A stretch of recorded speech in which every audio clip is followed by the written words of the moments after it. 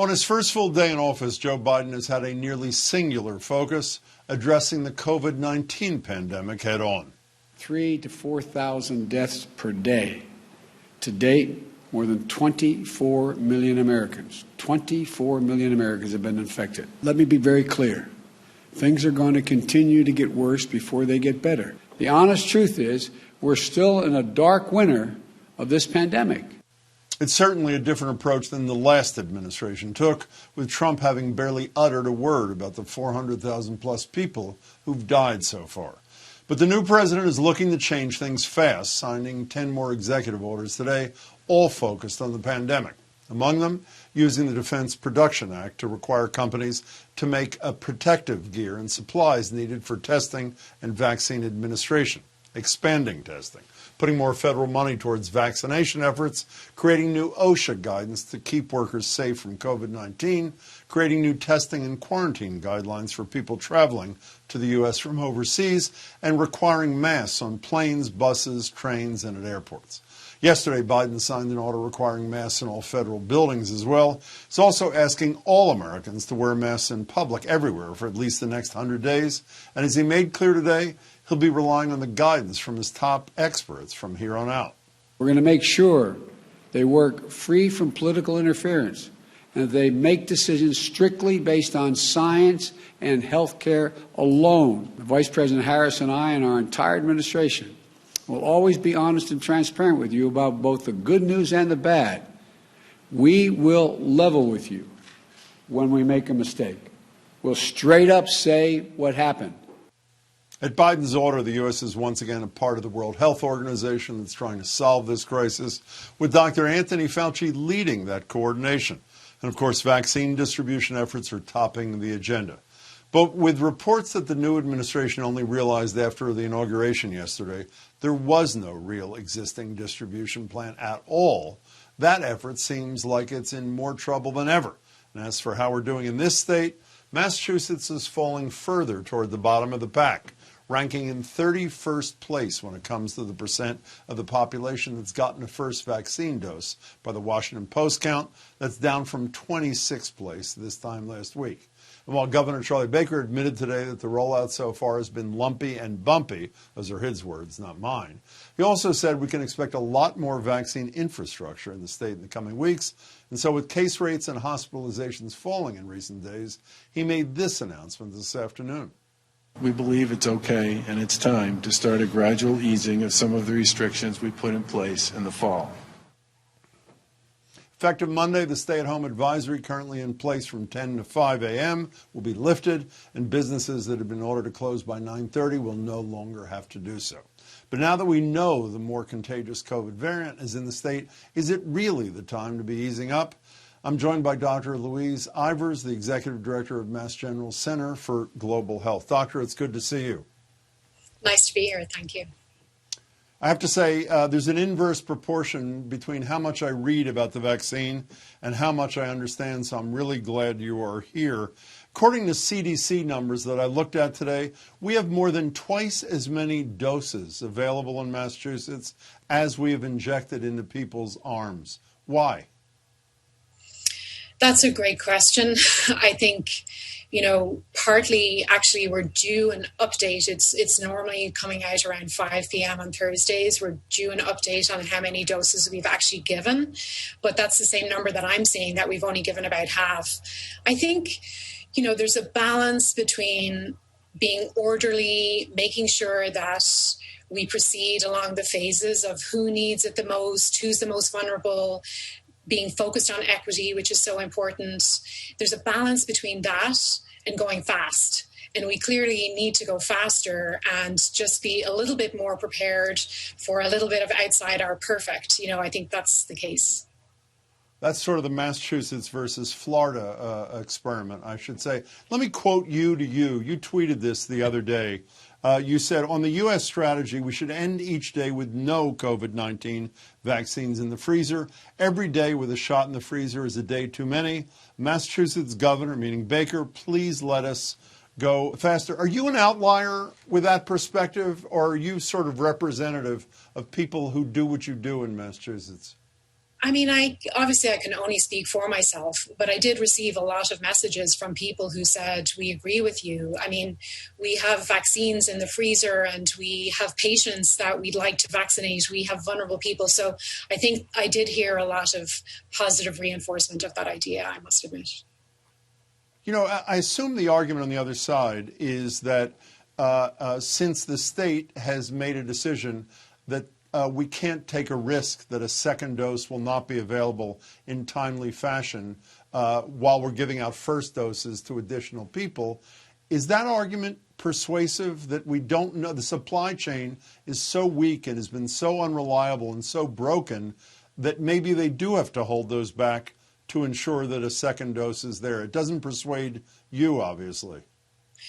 No, I don't think that's the main reason for holding back. I think the main reason for holding back is to try to make sure that the wrong people don't get the vaccine first. And it comes from a good place, I really believe. I mean, everyone working on this is just working so hard. It's not that folks haven't thought about it.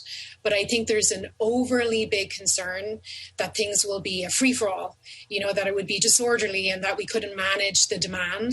But I think the reality is my experience in public health and in vaccination campaigns, and even just talking to people, most people want to know, well, who else should go before me? Like, most people want to do the right thing. So I think the bigger concern is not the second dose, but it's more about making sure that we've completed certain phases and that the state moves ahead together on each phase as opposed to different phases in different places.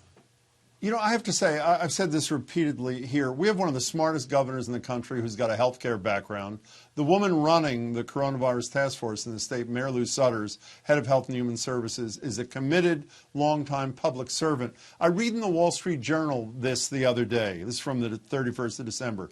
Department of Public Health, and by the way, we've tried to get them on. They won't come on. Department of Public Health told hospitals to hold back second doses. 6 days later, they tell those hospitals there's no need to hold back second doses. 2 days later, they say, be prepared to hold back second doses. It sounds like the gang that couldn't shoot straight. I mean, where's the coordination? Yeah, I mean, I think that's the kind of difficulty, right? Like, these folks, we know they're committed. Like, nobody's saying this is not well thought out. But I do think we have to remember we're in an absolute emergency. I mean, we're in a crisis. We have hospital beds are full. We have thousands of people in ICUs in Massachusetts. We're having thousands of new cases a day, 3,000, 4,000 new cases a day, 2,000 people across the U.S. We're in a crisis, and you have to move fast when you're in a crisis. And you're not always perfect, but you can't let perfect be the enemy of good enough and moving fast. And we have to get control of this pandemic, because the dark winter that the president mentioned is going to be longer than a winter if we don't really make some moves now that are going to help us get through the spring and summer. I want to talk about some of the moves the governor's announced in a second. But the other thing I just don't understand is, if I had been speaking with you, Doctor, let's say 2 weeks before the vaccines got emergency use authorization, and I said in a month and a half from now, Massachusetts is going to rank 30th or 31st in the United States in terms of getting doses into the arms of its people, would you have found that even remotely believable? Maybe I would have predicted it, but I have to tell you, one of our other problems is, I think, you know, we don't have humility enough to ask places and organizations and even countries that have been really, really good at getting vaccines out. Let me tell you what the director of CDC Africa told me last week on a panel, where, by the way, there's 1.2 billion people and no vaccine yet at all. I know that. He said, I'm not worried about supply. We just have to get started. Let's get started. And he immediately had a plan, what he would do in Addis. So I think how to do something hard, and this is hard to get this vaccine out, we could really listen to places where they have done vaccination campaigns very successfully. So I probably wouldn't have believed you, Jim, back then, but here we are. Couple of quick things. The governor announced several days ago, he was at Gillette Stadium today. Gillette will be a mass vaccination site. Fenway Park on February 1st. A handful, I think 15 or 16 pharmacies, CVS, Walgreens. Will that help? Is that where the part of the problem is? Will that help getting the vaccines out? Yeah, I do think it will help because we have to have mass vaccination sites. We have to have multiple strategies. Mass vaccination sites, we go to some people come to us, we vaccinate some people at the hospital, at the clinic. There's no just one size fits all. So I really do think that when we have large scale places that people can come and go, that are well run, it'll really help us get moving faster. You know, the Kaiser Family Foundation, I'm sure you know, is recommended that there be centralized registration thing on the web for individual states. I don't believe we have one, do we? And if we don't, why don't we? I don't believe we have one, but I also don't believe we have a centralized register for the volunteers who want to help administer the vaccines. I can't answer why we don't. Last question for you, Doctor. I mentioned at the beginning the governor has relaxed some restrictions because the positivity rate is down quite a bit, still high, but down quite a bit. The number of cases a day is down, but the variant is here. So I don't quite understand if this is the time to be relaxing things, even though I'm sensitive to what I'm sure is the governor's concern, that he doesn't want to starve businesses into extinction. Is he making the right decision? I think the challenge is in the messaging. I think, we've had over the last year at the federal level such mixed messaging about what's right, what's not right, what to do. I think when people hear that there's high caseload and there's an emergency, and at the same time they hear that restrictions are pulled back, it's hard for them to understand. But you could ask if some of those particular restrictions were helpful in the first place.